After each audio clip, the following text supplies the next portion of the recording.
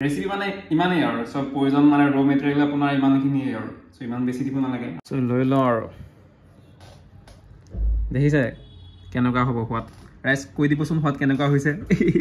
মই এখন আপোনালোকে কৈ দিওঁ আৰু সোৱাদ কেনেকুৱা হৈছে নমস্কাৰ and welcome to my channel আৰু আপোনালোকক সকলোকে নতুন এটা ভিডিঅ'ত কুমুকছটো আৰু আজি ভিডিঅ'টো অলপ মানে বেলেগ ধৰণৰ হ'ব মানে আজি ৰেচিপি এটা ব্লগ বনাম আৰু ৰেচিপিটো আচলতে ফ্ৰিজতে সোমাই থোৱা আছে কালি ৰাতি আনি থোৱা আছে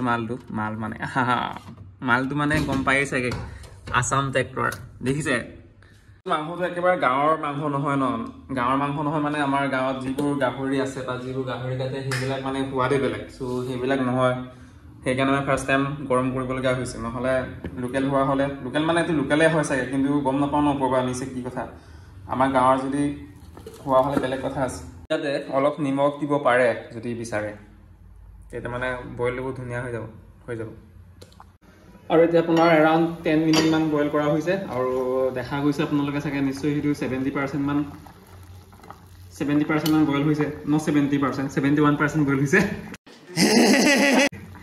আৰু এতিয়া আই থিংক চাগে অফ কৰি থৈ ভাল নহ'লে সোৱাদ নাইকিয়া হৈ যাব আচলতে আৰু এইফালে আপোনাৰ আমাৰ গাহৰি 71% বইল কৰা হ'ল 71% হা চ' এতিয়া কেনেকৈ কাটিব লাগে আপোনালোকক দেখাই দিছোঁ চ' গাহৰি কেনেকৈ কাটিব লাগে আপোনাক দেখাই দিছোঁ আৰু এটা চিষ্টেম আছে যদি আপুনি যদি গাহৰি যদি অলপ বেছিকৈ ভাল পায় অলপ বেছিকৈ খাই ভাল লাগে তেনেহ'লে অলপ ডাঙৰকৈ কাটিব আৰু যদি অলপ খাওঁ আৰু মানে পালে খাওঁ আৰু তেনেকৈ যদি হয় তেনেহ'লে সৰুকৈ কাটিলেও হ'ব ডেট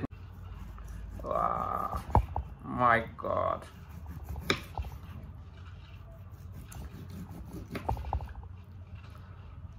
এইটো অলপ ডাঙৰ হৈছে না চ' এতিয়া মাজত এনেকৈ কাটি দিলেও হৈ যাব খাই চাওঁ নেকি কাৰণ আজিকালি একদম ছ'চিয়েল মিডিয়াত পূৰা কেঁচাকৈ খোৱা এজন ওলাইছে নহয় খায়ে চাওঁ নেকি 71% বইল ধুনীয়াকৈ আপোনাৰ এইফালে বিলাহী আৰু এইফালে আপোনাৰ নহৰু আৰু এইফালে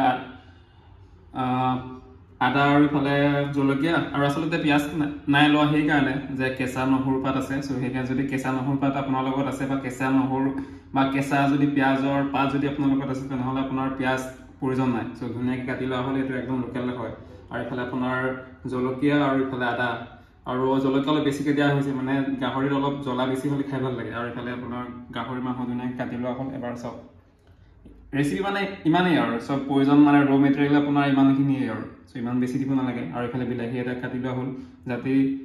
মাংস অলপ টেঙা হ'ব লাগে টেঙা হৈ হ'লে মানে বেছি খাব পাৰিব যিহেতু আপোনাৰ মাংসটো আপোনাৰ দেখিছে চাগে পূৰা চৰ্বি আছে ন সেইকাৰণে অলপ টেঙা হ'ব লাগিব নহ'লে খাব নোৱাৰিব আপুনি আৰু আপোনাৰ যিহেতু আপোনাৰ গাহৰিৰ পৰা তেল আছে ন সেইকাৰণে মানে ইমান তেল দিব নালাগে জাষ্ট আপোনাৰ আদা নহৰু সেইটো মানে ভাজিবলৈ অলপ ফাৰ্ষ্ট টাইম দিলেই হ'ল যেতিয়া য'ত নেকি আপোনাৰ গাহৰি নিদিয়াৰ আগতে ভাজি ল'ব লাগিব ন সেইকাৰণে অলপ মানে দিলেই হ'ব আৰু এইফালে তেল দিয়া হ'ব এতিয়া জাষ্ট অলপ দিলেই হ'ল হৈ যাব আৰু মই ব্যৱহাৰ কৰিছোঁ আপোনাৰ অৰ্গেনিক মাষ্টাৰ্ড অইল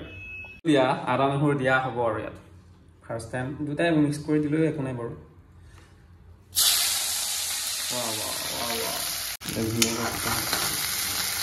আপোনাৰ নিমখ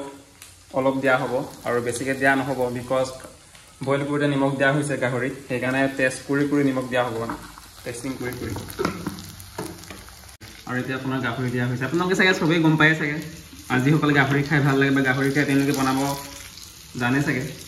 বনাইছোঁ আৰু ভিডিঅ' বনাব লাগে যে সেইকাৰণে আপোনালোকে দেখাই দিছোঁ আৰু এতিয়া গাহৰি দিয়া হ'ল এতিয়া আপোনাৰ ভাজিব লাগে এতিয়া তেল নিজে ওলাব আৰু এতিয়া ধুনীয়াকৈ আপোনাৰ হালধি দিয়া হ'ব জোখমাখ কৰি মেলি আৰু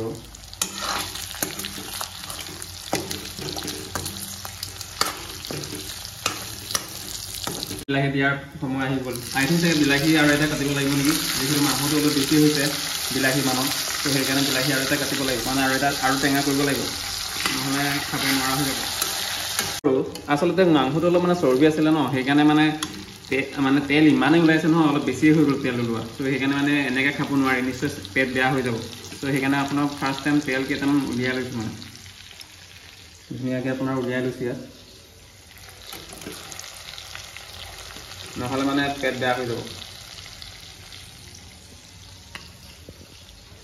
চাওঁ প্ৰডাকশ্যন তেনেহ'লে এয়া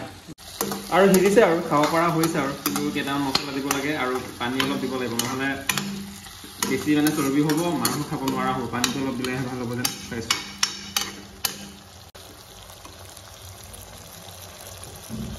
ছানৰাইজৰ মছলা দিয়া হৈছে য'ত নেকি চব মিক্সাৰ হৈছে ন, সেইকাৰণে অলপ দিব পাৰি, জাষ্ট অলপ দিলেই হ'ল আৰু। অ'কে, এনেকৈ অলপ ভাজি পানী অলপ দি দিম, দেন ফিনিছ হৈ যাব। অলপ দিলেই হৈ যাব, ইমান দিলে নহ'ব। আৰু এতিয়া ফাইনেলি আমাৰ গাহৰি হৈ গ'ল, গাহৰি ৰেচিপি হৈ গ'ল। আৰু এইফালে আপোনাৰ মছলা অতি কমকৈ দিয়া হৈছে ন, জাষ্ট অলপ দিয়া হৈছে, সেইকাৰণে মানে কালাৰ একেবাৰে নাই। মোৰ ধনিয়া বাগান জাষ্ট কেইডালমানে আছে দেখোন, ইমান নাই দেখোন। বাছ দুডাল ল'লেই হৈ যাব চাই, আৰু এডাল লাগিব নেকি? বাছ 3ডালতে হৈ যাব। আৰু যিহেতু আপোনাৰ ধনিয়াটো আপোনাৰ কোমলীয়া নহয় ন, মানে ফুল ফুলিছে আৰু অলপ, সেইকাৰণে আপোনাৰ জুই অফ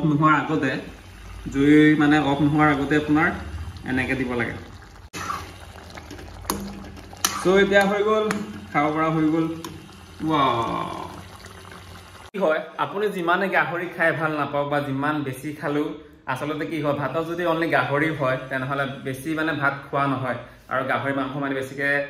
খোৱা নহয় মানে। সেইকাৰণে গাহৰি মাংসৰ লগত আৰু এটা বেলেগ এটা চব্জি লাগিবই মানে। আৰু এইফালে আপোনাৰ পেজবিন আৰু এইফালে ৰঙালাও আৰু আলু বইল কৰা হ'ব। ফাইনেলি হৈ গ'ল। আৰু এইফালে আপোনাৰ ৰঙালাও বইল, পেজবিন বইল, আলু বইল, জলকীয়া লোৱা হৈছে। আৰু এইফালে আপোনাৰ ভাওদানৰ ভাত মানে, আৰু এইফালে আপোনাৰ গাহৰি। ৱাও,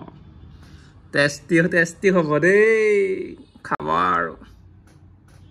আৰু এতিয়া খাই চাওঁ ফাৰ্ষ্ট টাইম, সোৱাদ বা কেনেকুৱা হৈছে। এনেই বনালেতো নহ'ব, সোৱাদটো ভাল হ'ব লাগিব, সোৱাদটো বেছি ইম্পৰ্টেণ্ট হয়, বনাবতো চবেই পাৰে।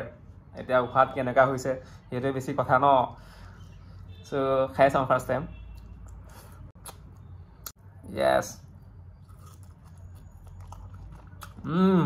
মজা হৈছে, সঁচাকৈ মজা হৈছে ভাই, ৰিয়েলি কৈছোঁ মজা হৈছে, মজা বনাব পাৰিছোঁ মই। আৰু